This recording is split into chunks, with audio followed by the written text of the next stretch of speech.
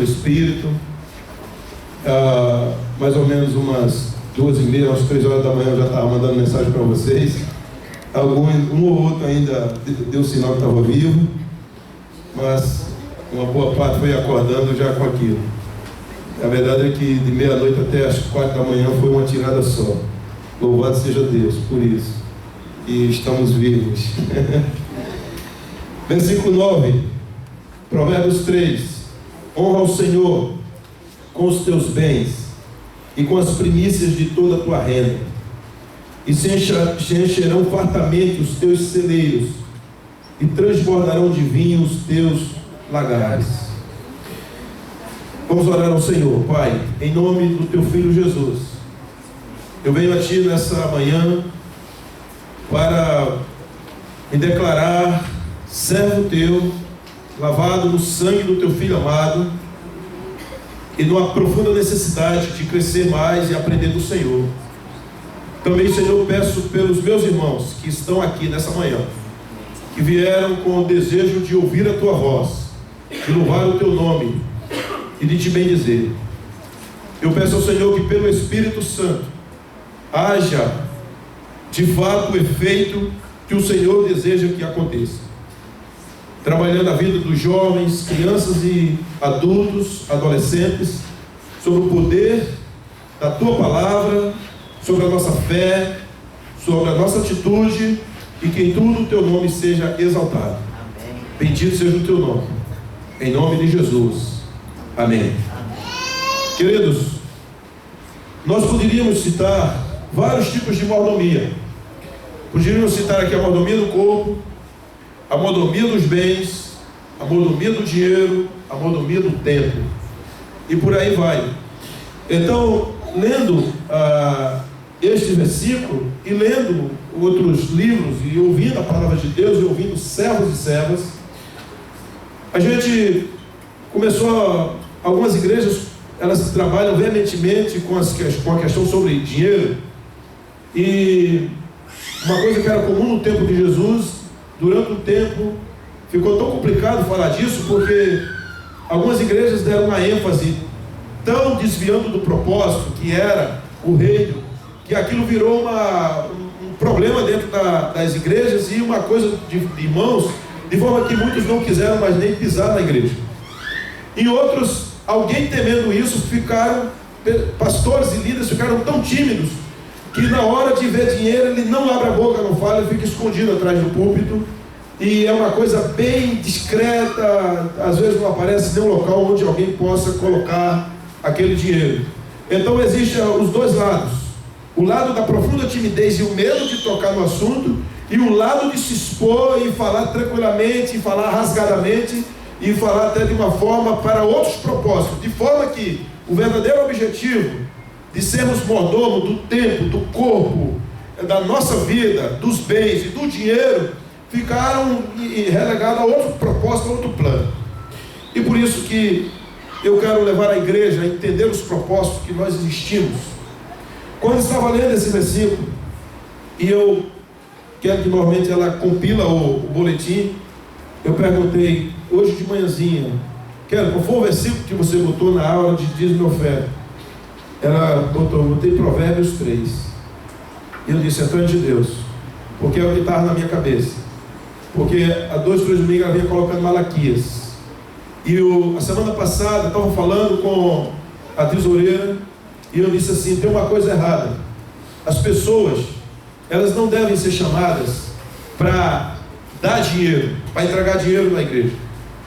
As pessoas precisam ser chamadas para passar por um período de avivamento espiritual, por um período de um encontro com Deus, por um período de novo voltar a temer a Deus, de novo voltar a ter sede do Senhor, de novo voltar ao trono, voltar para a presença de Deus, porque todas as demais coisas, elas são efeitos colaterais, todas as demais coisas.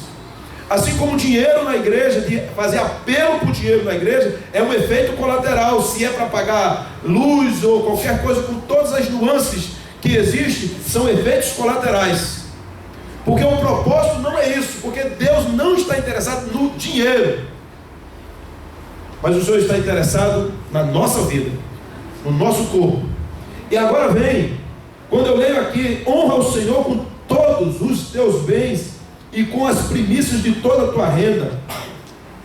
Eu comecei a ler e ouvir e a lembrar de várias histórias na Bíblia. Uma delas é que Moisés, quando estava no Egito, para tirar o povo, e as pragas rolando e acontecendo, e Faraó endureceu o coração, até que Moisés chega para Faraó e fala assim: deixa o povo ir, deixa esse meu povo ir embora, para o quê? Para adorar. Para adorar ao Senhor. O grande propósito que existe na nossa vida é adorar ao Senhor. O Senhor, ele é apresentado para nós de duas formas: uma como Pai, no qual nós somos filhos, e a outra como Senhor, no qual nós somos servos. São essas duas conotações: Pai, a minha relação filial, paternal, filial, e a relação de serviço. Eu, para que de fato entender que é Senhor, eu servirei a Ele, eu amarei e servirei as pessoas. Mas isso só acontece depois da minha relação filial com o Senhor. Nós fomos chamados para viver uma vida de relação filial, paternal, e nisso gera o serviço do qual nós somos servos. Uma vez sendo servos, nós nos inclinamos a Deus e o servimos com o que está escrito na palavra de Deus, com louvor e adoração, servindo a Ele com todos os nossos bens, com tudo que temos, absolutamente tudo. E essa é a palavra: nós fomos criados para servir ao Senhor com tudo o que há em nós. Glória a Deus. Só que tem pessoas que ficam muito presas nas questões de dinheiro, tem medo, só acha que igreja só fala em dinheiro. Acontece que dinheiro é mamon, e sendo mamon é um Deus. Quando a Bíblia diz que as pessoas traziam, em Atos dos Apóstolos, traziam dinheiro e depositavam aos pés dos apóstolos. E quando depositaram aos pés dos apóstolos, estava dizendo que não foram depositados na cabeça dos apóstolos, mas depositados aos pés, porque é o local dele. Quando em Apocalipse diz que as ruas de ouro lá em Jerusalém são ruas de ouro, o que é mais interessante, porque hoje o ouro no mundo atual significa força e poder, significa a essência da busca das pessoas pelo ouro e pelo poder, para o ter, para guardar, para poder ter ali. Então, quanto mais tem, mais poder tem. Acontece que a visão que nós entendemos, que existe em Jerusalém ruas de ouro, está dizendo o seguinte: aquilo que é poder para você na terra, em Jerusalém será pisado, estará debaixo dos seus pés e não na cabeça. Amém. Entendeu isso bem? O poder do dinheiro, do ouro, das coisas que fascinam a humanidade, para Deus, lá é para que você ande em cima delas e não para subir para a cabeça. Por isso que são ruas de ouro. Eu creio que essa visão foi essa visão de João. E alguns estudiosos também entendem dessa forma. Então nós fomos chamados quando olhamos aquela mulher que entra no templo, e a Bíblia diz que Jesus estava olhando como as pessoas, elas traziam suas ofertas a Deus, e diz que uma mulher chegou e colocou ali uma moeda, e ele disse: ela foi quem deu a maior oferta. Sabe por quê? Porque Deus não está interessado quanto você dá de dinheiro para Ele, quanto você bota, quanto você investe. Dinheiro é uma coisa que você, 50 reais para um é troco, 50 reais para outro é a feira da semana. Entendeu bem? Dinheiro, o valor dele é uma coisa absolutamente fictícia,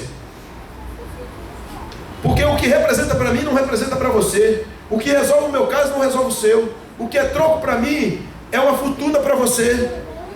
Não é, a situação não é dinheiro, mas a questão é: onde está o meu coração? O que representa a minha vida para Deus? O que de fato as coisas, porque a Bíblia diz aqui: honra o Senhor com todos os teus bens, com as primícias de toda a tua renda, e se encherão fartamente os teus celeiros, e transbordarão de vinhos os teus lagares.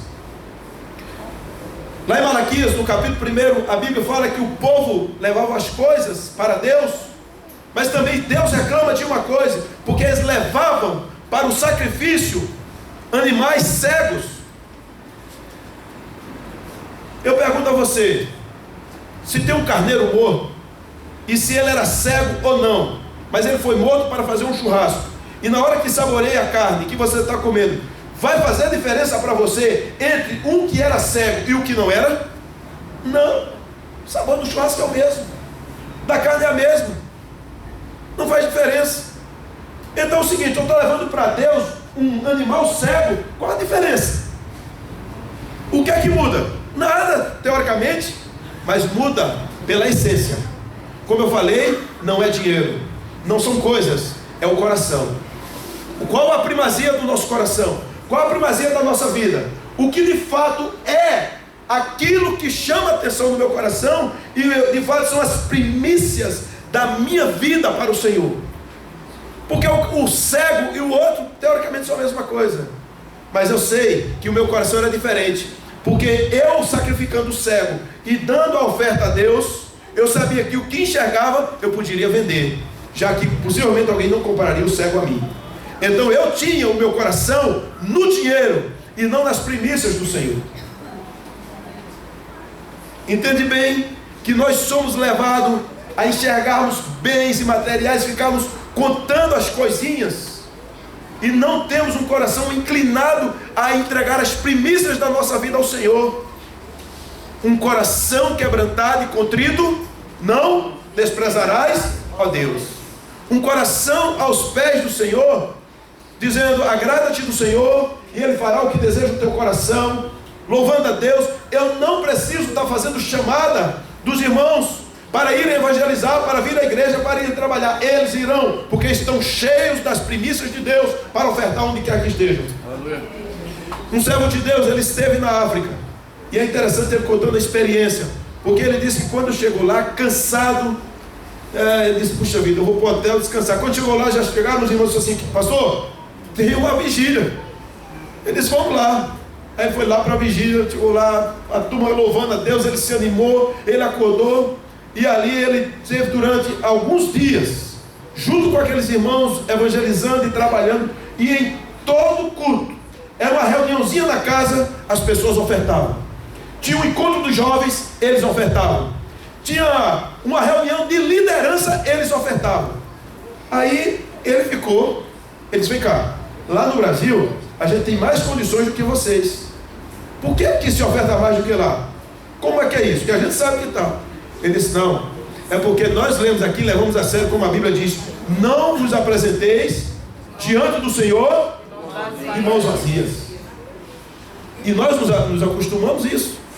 Mas não é só mãos vazias, o coração às vezes vazio. Como eu li ontem, o coração nosso na verdade nunca está vazio. Tinha alguém comigo ontem, ali no gabinete, estávamos conversando. Nunca está vazio o nosso coração, ele sempre estará cheio de alguma coisa. A fulana é uma pessoa vazia. Não, ele pode estar vazio de Deus, pode estar vazio de ideias, mas ele é cheio de outras coisas. Não há ninguém vazio, nunca ninguém é vazio. Você sempre estará cheio de alguma coisa, ou de soberba, ou de vaidade, ou de mentira, ou mesmo de santidade, ou de temor, ou de intimidade, ou de relacionamentos. Você sempre é uma pessoa completa, cheia. Todavia, as coisas que lhe enchem e lhe preenchem, essas poderão ser questionadas e trabalhadas para que hajam mudanças, mas vazio jamais. Só que nós somos chamados para estar cheio do Espírito Santo. Enchei-vos do Espírito, alegrai-vos sempre, sede bondosos, misericordiosos, a ninguém devais nada exceto o amor. Essa é a palavra de Deus. Nós somos chamados para levar uma vida de mordomia, mas um mordomo é um administrador, e a Bíblia diz de todos os seus bens. Você não tem nada, ao mesmo tempo tem tudo, porque nós somos chamados para desfrutar dos celeiros de Deus, para começar a ter uma vida em que de fato o Senhor abre as portas para nós. Sabe por quê, queridos? O Senhor não está interessado se você pega toda a sua renda e bota na mão do Senhor e fala assim, ó, a igreja administra. Não.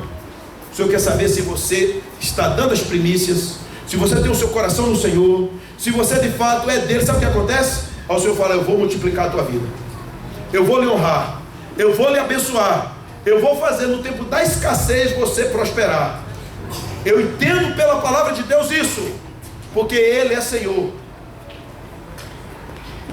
Agora você começa a introjetar o medo das coisas. Falei recentemente com o irmão meu lá na Bahia, o mesmo susto. Eu falei assim: meu irmão, confia no Senhor, ele ainda não é um crente. Eu falei agora há pouco, ele confia no Senhor. Acontece que os crentes hoje, e eu estou falando aqui para crentes, talvez tenha uma ou duas pessoas que não sejam, eu estou falando, queridos, em nome de Jesus, se voltem para a palavra. Se voltem para a palavra. Isaías capítulo 6, quando Isaías diz, ele diz o que? No ano da morte do rei Uzias, o que é que diz lá? Eu vi o Senhor sentado no alto e sublime trono. Só até aí, no ano da morte do rei Uzias.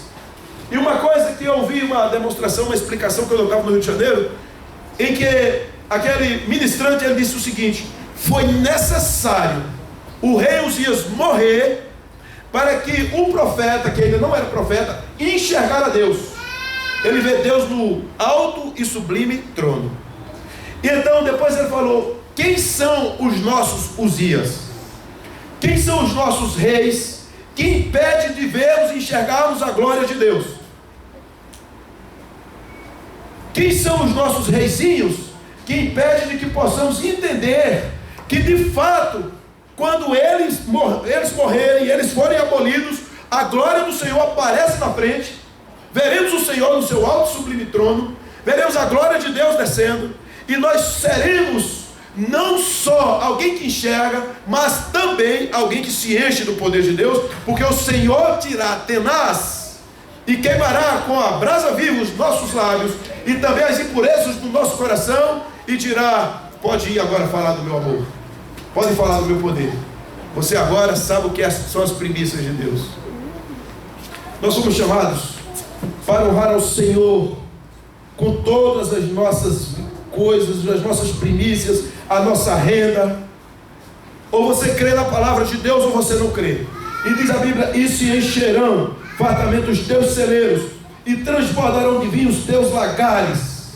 Olha o versículo 11, queridos: filho meu, não rejeites a disciplina do Senhor, nem te enfades da tua repreensão. Quantas pessoas têm rejeitado a disciplina do Senhor? Quantas pessoas têm se colocado, se arvorado como doutores do conhecimento e não têm mais chorado aos pés de Deus? Quantas pessoas não têm mais se ajoelhado aos pés de Deus? Tem orado 5 minutos, 10, como se as coisas fossem acontecer. Deixa eu lhe falar uma coisa: se você não lê a Bíblia e não acredita nela, você não sabe o que é celeiro de Deus. Se você não anda orando, você não consegue ouvir a voz de Deus, e você começa a andar pelo que eu acho, pelo que eu penso. A sua mente não será a mente de Cristo enquanto você não converter os seus joelhos diante de Deus. Você não terá a mente de Cristo enquanto você não converter os seus ouvidos à voz do Espírito Santo. Você não enxergará a glória de Deus enquanto você não deixar o sangue de Cristo passar nos seus olhos e tirar a névoa que está embaçando o seu horizonte. E você fica mesquinho, tirano, maquiavélico. Você vai levando uma vida normal demais, uma vida das mesmas ocupações, das mesmas preocupações, das mesmas bobagens. Não converte a língua, não se arrepende, não teme ao Senhor, anda com medo, anda tremendo, anda com medo de crise, de governo, não sabe se as coisas acontecerão, se você vai prosperar na vida. Você não sabe, porque você não tem tido conhecimento da palavra de Deus. E o meu povo perece por falta de conhecimento da palavra de Deus. É o que está escrito. Falta um avivamento no nosso meio, irmãos. Falta um acordar para Deus. Falta os jovens saírem do conforto e de fato chorarem aos pés de Cristo. Os adolescentes, como ontem à noite no culto jovem, um montão deles estavam em outros lugares, e eu tenho certeza que a maioria não estava orando. Mas se cansaram, sabe por quê? Porque era o segundo culto seguido. E se cansaram. E se for mais? Vocês estão preparados para passar um aperto de governo? Se fosse um país comunista? Quando eu vi a missionária dizendo assim, lá em Cuba, agora está um pouco mais relaxado, o melhor era para Deus, o melhor vestido era para Deus, o sabonete que a gente ganhava era para Deus. Para a semana a gente trabalhava sem nada, só passava água no corpo. Se tinha um desodorante, usava para ir para a igreja. Se tinha um calçado, o melhorzinho era lá, porque era a nossa festa. Aí eu vejo um montão de jovens ficando em casa, não fazendo alguma coisa, ou indo para outros lugares que não vêm cultuar a Deus. Abra seu olho. Abra seu olho. Porque você não imagina a voracidade, a feracidade, quem é o diabo, para lhe torcer e acabar com você. Muito mais os que estão entrando na faculdade, vai encontrar um mundo hostil, absolutamente pós-cristão, que vai acabar com a sua raça, com a sua fé, se você não tiver temor de Deus. Quer ir hoje? Não. Vai. Mas aqui os outros que estavam lá no Alegria, fui buscar ele, estou cansado. Pode vestir a roupa e vai para a igreja. Prefiro dormir no banco da igreja do que em casa. Paz, em nome de Jesus, sejamos cristãos que acordem para um novo tempo, para que sejamos mordomos fiéis do Senhor, para honrar a Deus com o nosso tempo, com a nossa roupa, com o melhor que tem, com a nossa vida, com os nossos bens, com o nosso dinheiro. A igreja do Senhor nunca vai fechar, porque a Bíblia diz que as portas do inferno não prevalecerão contra ela. E eu creio nisso. Cultua Deus debaixo de um grande templo, de um galpão todo luxuoso com ar-condicionado, mas se cultua debaixo de árvores, se cultua nas casas. Jamais a igreja do Senhor fecha. Mas o que não pode é você ter uma visão míope do reino de Deus. Não pode você deixar de ser um mordomo fiel e honesto. Você não pode roubar. Deixa eu falar um negócio. Caim e Abel, os dois. A Bíblia diz que Caim matou Abel. Abel se até hoje muita gente questiona por quê? Porque Deus não aceitou a oferta de Caim. É claro, a Bíblia diz que Abel, ele trouxe as primícias e entregou ao Senhor. E diz que Caim, no final do seu trabalho, ele também trouxe uma oferta a Deus. E Deus rejeitou a oferta de Caim. Por que rejeitou a oferta de Caim? Porque a de Abel era as primícias e a de Caim era a última. E qual o problema nosso? É que se está ficando difícil, eu vou simplesmente, na minha vida, olhando para o meu umbigo, para os meus problemas, para as minhas dores, e deixo de confiar no Senhor. Eu não tenho mais a confiança dos milagres de Deus, da boa mão de Deus, de que Ele me fartará, de que Ele fará sobejar na minha casa e na minha vida. Ah, não devo, também não tenho. Está bom demais, já estou na fartura. Não está. O Senhor quer que você seja um mordomo fiel no seu corpo, porque Ele é templo do Espírito Santo, nos seus bens, porque eles não te pertencem, nada é seu, nem filhos são seus.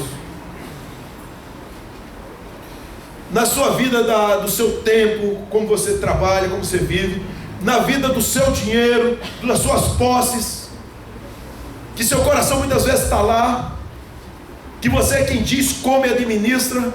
Queridos, precisamos voltar ao primeiro amor. Precisamos voltar a temer a Deus. Precisamos de botar o joelho no chão e dizer: Senhor, eu quero viver um avivamento. Eu quero que essa angústia do meu coração saia, ou essa frieza. Paremos de apresentar os projetos a Deus o tempo todo. Vamos atrás dos projetos de Deus para a nossa vida. Ao invés de que eu diga: Senhor, está aqui, eu digo: Senhor, me dá o teu. E Ele vai dar. E vai haver a diferença. E isso fará a diferença na nossa vida. Portanto, em nome de Jesus, converta-se ao Senhor de todo o coração. Porque a Bíblia diz que do coração, como lemos ontem no Provérbios 4, procedem os bens da vida, as ideias da vida procedem do coração. Tema ao Senhor. Eu estava falando com o Kelly lá em casa, Kelly, se há alguma coisa que falta em nós, é orarmos mais, é nos consagrarmos mais. A Letícia acordou meia-noite sem poder dormir, agitada, ficou no pé da cama ali, de repente dormiu, caiu. Eu levantei, eu disse, vamos orar agora. Orei com ela ali no pé da cama, ela orou comigo. Eu repreendi, eu abençoei. Eu levei ela para a cama. Poucos minutos ela estava roncando. E eu levantei naquela hora e fui andar por dentro da minha casa. E fui estender as mãos sobre os meus filhos. Estendi a mão sobre a minha mulher. Estendi minhas mãos para os lares dos irmãos. E comecei a orar. E digo, Senhor, tenha misericórdia do teu povo. Desperta a tua igreja. Glória a Deus. Desperta a minha casa. Desperta a minha família. E comecei a citar nomes. E comecei a citar nomes. Comecei a citar nomes e não parava mais. Porque nós precisamos, amados, despertar.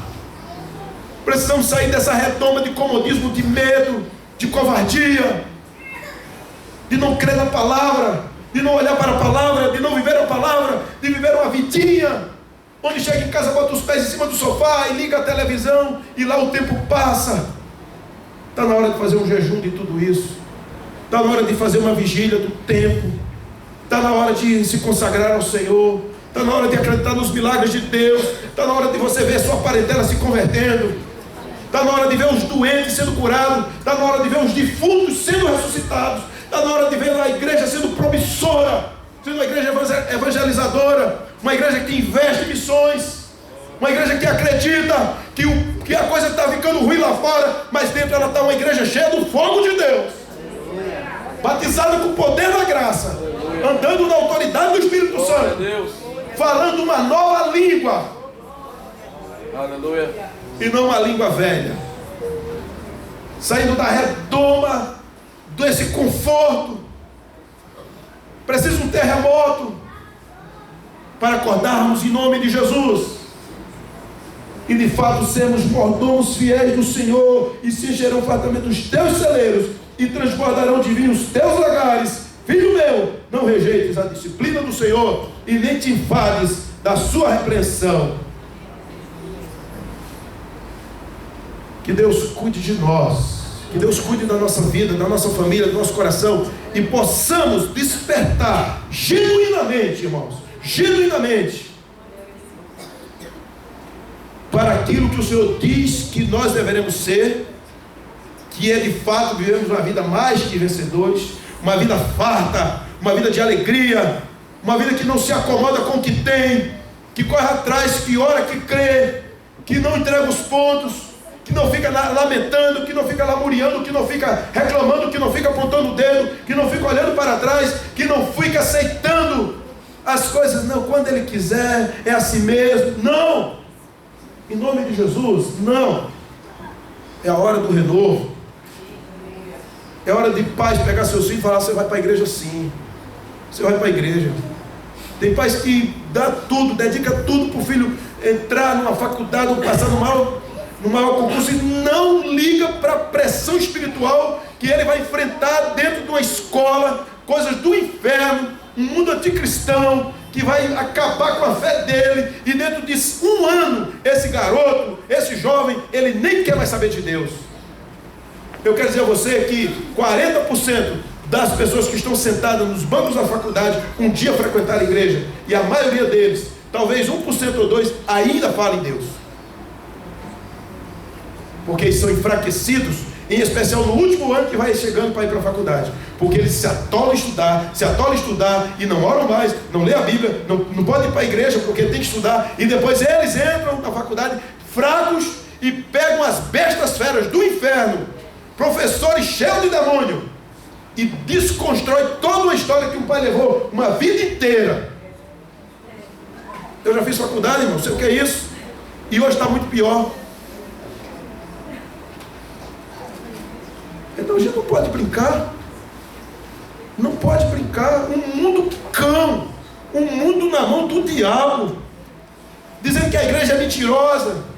Mas eu disse que as portas do inferno não prevalecerão contra ela, porque quem é o noivo dessa igreja é o Senhor Jesus Cristo. Quem está adornando quem está ataviando, quem está embelezando é o Senhor Jesus Cristo, aquele que esmagou a cabeça do diabo. Aleluia. Ninguém poderá com a igreja do Senhor. Ninguém. É diferente. Por isso que nós nos levantamos para a glória de Deus, para o avivamento. Deus abençoe sua vida. Deus encha você de graça e misericórdia, em nome de Jesus.